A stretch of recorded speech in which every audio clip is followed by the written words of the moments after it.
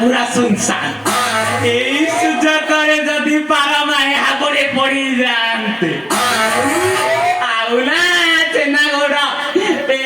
सुजोग जदि पारा माए पड़ी जानते मुझे के गोलिया करी दियंती मु तो नथिले किछि हबनी एडी पारा माए आज तमे कोन दिसुछ म सत्तरे ना को हां मो पारा माए तमे तो पूरा आज जळुछ तमे एका करूछ कोन ए बारा भाई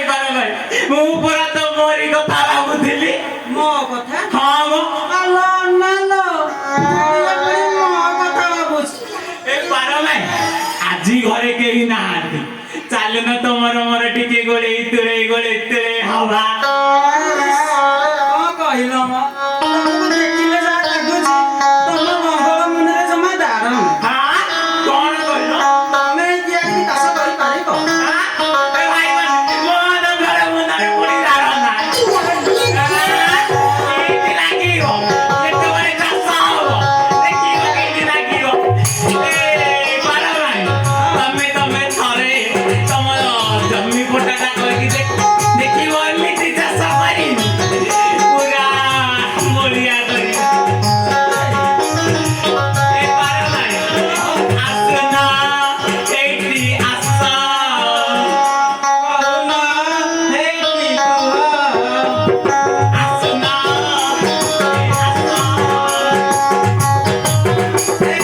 बारा भाई आसना एटी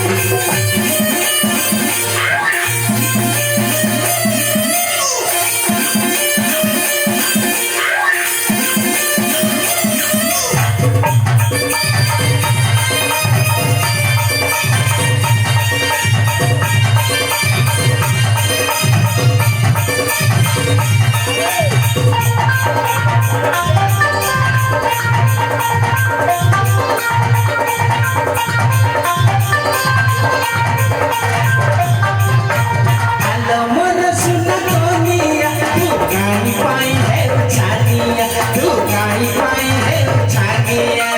Hello, mother, सुना कोनिया तू काई पाई है छानिया तू काई पाई है छानिया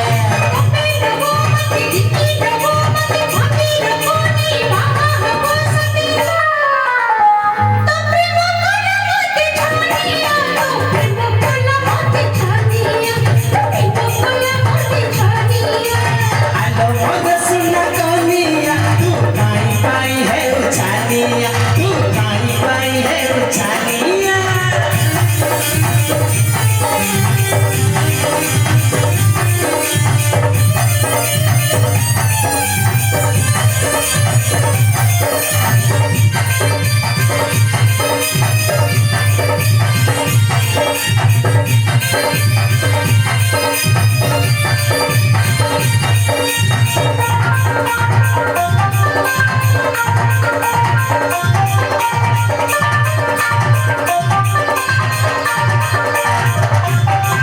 अलगते बड़ा भाई काकू